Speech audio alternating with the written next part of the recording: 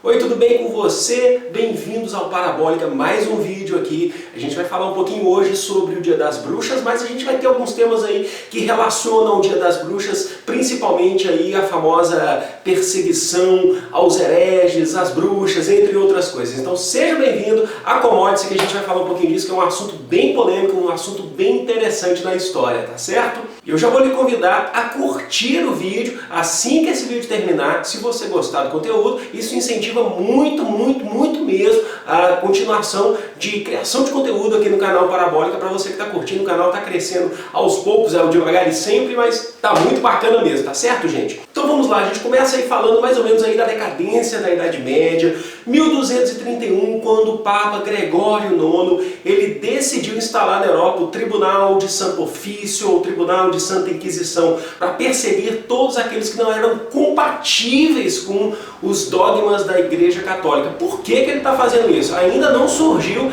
aquele ápice da Igreja Protestante ali, através de Lutero e Calvino, mas já existem monges, inclusive dentro da Igreja Católica, que estão criticando, sempre aconteceu isso, que sempre criticaram ali os dogmas religiosos da Igreja Católica e muito mais gente. Então o Papa, o Gregório IX, ele decidiu fazer essa perseguição, instalar o tribunal para começar a perseguir todos aqueles que eram infiéis, que são os hereges. Hereges, se a gente for olhar no sentido da palavra, são os infiéis, aqueles que criticam algum dogma, criticam alguma crença religiosa, não necessariamente a católica, guarda isso, mas eles perseguiam. Na verdade, se essa Inquisição fosse hoje, tem gente que fala que a gente tem uma Inquisição meio que mascarada, mas se ela fosse hoje nos moldes antigos mesmo, todo mundo ia ir cair na fogueira, você não acha? Não, eu acho. Inclusive muita gente da própria igreja ou das próprias igrejas, tá? Olha lá a polêmica sendo levantada. Eu quero só lembrar também você que quando a gente fala sobre religião, a gente está falando no sentido histórico, é preciso respeitar as crenças sim, mas a gente está falando aqui no sentido histórico de tudo que aconteceu.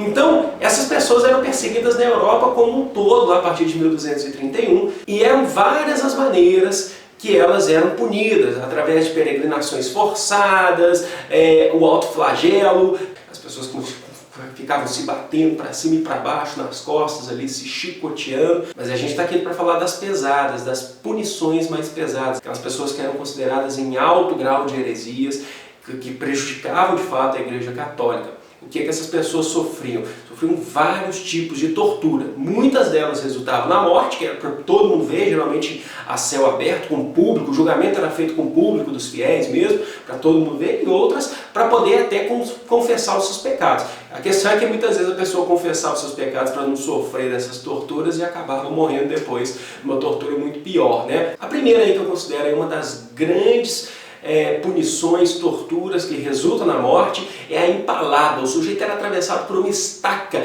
desde seu ânus, lá embaixo. Ele sentava numa cadeira que tinha uma estaca que vinha desde seu ânus e saía geralmente pela sua boca.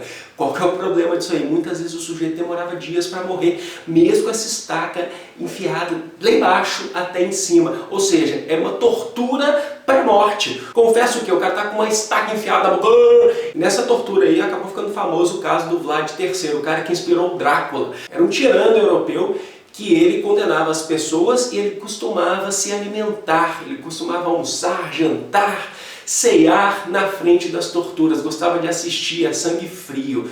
Pô, Drácula, sacanagem, seu Vlad.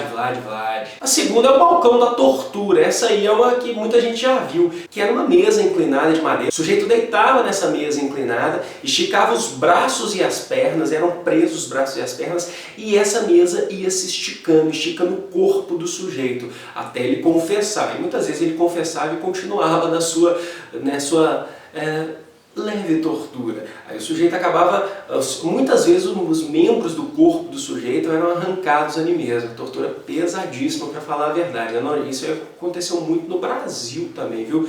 Muita gente que foi punida não necessariamente por crimes de heresia, mas por crimes aí durante a coroa portuguesa, né, durante a colônia portuguesa no Brasil, pessoas de serem desobedientes à metrópole. Aconteceu muito aqui. O arrancador de seios era uma tortura estritamente aplicada às mulheres, para aquelas mulheres que foram condenadas pela prática de adultério e também por aborto, né? O que acontecia? Era tipo um alicate de metal pesadíssimo que eles esquentavam no fogo e arrancavam os seios das mulheres. Ou seja, uma tortura que era aplicada às mulheres por praticar crimes aí de heresias contra a Igreja Católica, porque aquela pessoa que não seguia os dogmas da Igreja Católica era um herege. Então assim, as mulheres sofriam demais nesse período também. Também existia a tortura do rato. A tortura do rato, quando eu dou aula aí sobre tortura, falando até mesmo de ditadura militar, vou falar de Inquisição, sempre tem alguém que vai lembrar dessa do rato, que essa talvez seja a mais conhecida de todas. Que colocava o sujeito deitado e colocava um balde de metal, alguma coisa assim, colocava um rato dentro desse balde e fechava esse balde com um rato aqui dentro, né, em cima da barriga do sujeito. O rato ele não tinha para onde escapar, então ele ficava ali até então tranquilo, só que começava a esquentar o balde por fora e o rato começava a morrer de calor, medo de ser queimado, ele procurava uma saída. E qual que é a saída? Ele cavava o corpo do sujeito, cavava o corpo do ser humano até morrer. Imagina só, você já está morrendo por tortura, agora é um rato que está te matando, que estão esquentando ali o recipiente de metal e o rato está começando a ficar doido, ele vai achar uma saída. Muitas vezes esse rato saía por trás do sujeito, hein? E o sujeito já morto, é claro, tortura extremamente agressiva. Uma outra que é particularmente assim, a que eu acho assim a mais cruel de todas, é a mesa de evisceração. O sujeito também era deitado numa mesa de madeira, onde eram levantadas duas hastes e mais um ferro em cima dessa mesa, com uma manivela, onde o sujeito ele era feito ali como se fosse um boi no rolete, um porco no rolete, como o pessoal chama muito aí no churrasco aí no Brasil, em grande parte aí da América. O que fazia? Chegava um capanga lá, ele cortava a barriga do sujeito e arrancava os órgãos e prendia um gancho. E esse gancho era levado até lá em cima naquela peça de metal, onde o capanga começava a rodar a manivela, puxando os órgãos do sujeito até ele morrer. O cara morria de dor e ia morrendo lentamente. Muitas vezes eles faziam isso com o intestino, enrolando o intestino como se fosse uma linguiça do sujeito lá em cima até ele morrer. Ou seja, a gente falou agora dessa primeira parte aí da Inquisição na Idade Média, mas isso não parou por aí não. O Tribunal de Santa Inquisição ele foi reafirmado depois quando surgiu aí a Igreja Protestante. Muitos protestantes foram perseguidos, considerados hereges também. Se você era um protestante, você era considerado herege. Se você era um ateu, você era considerado herege. Se você era um pagão, você era considerado herege. A Igreja Católica continuou com tudo isso. Isso tem tudo a ver, porque na Inglaterra, quando a Igreja Católica ela perdeu o seu poder e ali foi instalada a Igreja Anglicana, os puritanos, que são os calvinistas ingleses, que começaram a ser perseguidos pelos anglicanos, já não é nem mais uma perseguição necessariamente pela Igreja Católica. Começaram a fugir para a América do Norte ali. Então esse é uma grande parcela aí da colonização dos Estados Unidos. E ali, os puritanos, os calvinistas ali que viviam na América do Norte, eles também tinham seus dogmas muito fortes. E eles começaram também a fazer a sua perseguição, os seus tribunais de caça às bruxas. O mais famoso ali é considerado ali as bruxas de Salem. Todo mundo conhece mais ou menos, tem filmes, tem livros sobre isso. Todo mundo sabe mais ou menos o que é, mas é considerado uma grande histeria coletiva, onde no vilarejo de Salem, ali mais ou menos ao norte de Boston, ali na colônia de Massachusetts, nos Estados Unidos, duas crianças foram examinadas por um doutor e foram consideradas embruxadas, ou seja, teve aí uma interferência externa aí de supostamente bruxas nessas crianças. E para piorar a situação, essas crianças que foram consideradas embruxadas por alguém foram Elizabeth Parris e Abigail Williams, que eram nada mais nada menos do que filha e sobrinha do pastor Samuel Parris. Ou seja, um sujeito aí puritano, da igreja puritana, e agora já a gente já está falando dos Estados Unidos, então ele começou a fazer essa pressão para que fosse estabelecido um tribunal para perseguir as pessoas que estejam fazendo isso. Foram considerados ao todo ali 150 pessoas, entre homens e mulheres, considerados aí por praticar bruxarias, por se reunir em torno de fogueiras.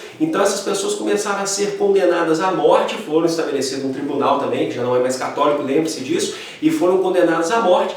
E muitas mortes aí foram, as principais ali nesse caso aí foram por fogueiras, entre outras esmagamento também, e muitas por enforcamento. Depois de um tempo, alguns anos depois, eles mesmos consideraram um erro fazer isso, porque foi uma histeria coletiva. O povo ficou doido, falou assim, tem bruxa no nosso vilarejo, tem bruxa pra cá, tem bruxa pra lá. Ali na atual cidade de Boston, que é considerado um grande marco ali para a independência dos Estados Unidos, um símbolo de libertação, fazendo isso, tá, um ato de intolerância religiosa, mas isso também foi no século XVII, né? Foi bem antes até mesmo do pensamento iluminista, da questão da libertação, entre outras coisas. E é por isso mais ou menos que a gente fala aí do pessoal das caças bruxas. E quem são esses hereges dessas bruxas? Na verdade eram pessoas comuns, como eu, como você, que tem uma determinada crença ou simplesmente não tem crença nenhuma, mas que hoje em partes é protegida aí pelas leis, né? Mais ou menos em parte porque tem muita gente que julga. A gente está vendo aí vários casos de intolerância religiosa, infelizmente no Brasil e no mundo inteiro. Então fica aí a minha contribuição para esse Dia das Bruxas, para a gente entender um pouco mais o que foi essa Inquisição, depois esse caça às bruxas aqui